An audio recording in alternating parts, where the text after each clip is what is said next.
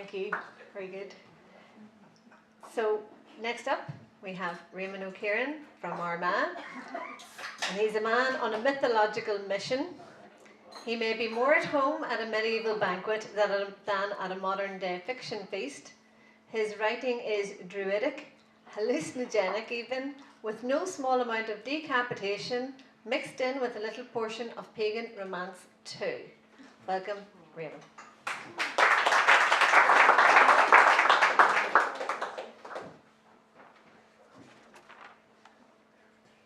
Emerla inish.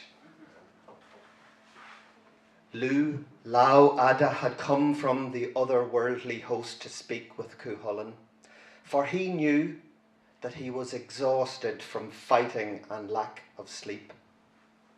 Sleep now, my brave hound, he said, by the grave of Ljerga, and I will keep a good watch over you for 3 days and 3 nights. Cúchulainn slipped off into a drowning wave of sleep by the grave of Ljerga.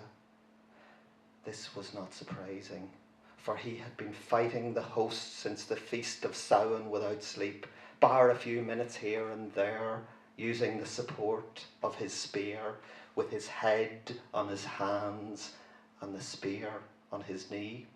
As he slept soundly, Lou applied magic herbs to his wounds and they all healed.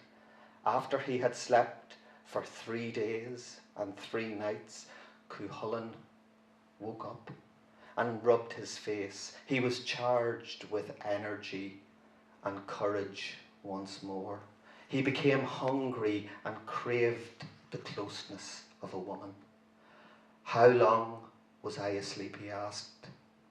3 days and 3 nights. It was taboo for the people of Ulster to wake Cúchulainn ever since he was a child at Dundalk. It is no favour that you have done for me then, for the Fir Éireann have had their way for that time. Not so, said Lou, for the brave boy corps came south from Eamhain Mhacha, and 150 of them attacked the Fir Éireann 3 times. They killed 3 times their own number, but in the end, they too were all killed. Followan, son of Croher, whom you fought on your first day at Eamhain Mhacha, was their leader. He pledged not to return north without Allil's head complete with its crown.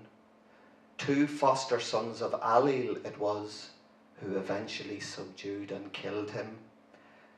Great is my shame, said Cúchulainn, for had I not been asleep, these boys would not have been slaughtered, and neither would Croher's son be dead. Do not torment yourself, my gentle hound, said Lou, for you are not to blame. Stay with me tonight, said the hound, and we will take revenge for the slaying of the boy corps of Eamhain Mhacha.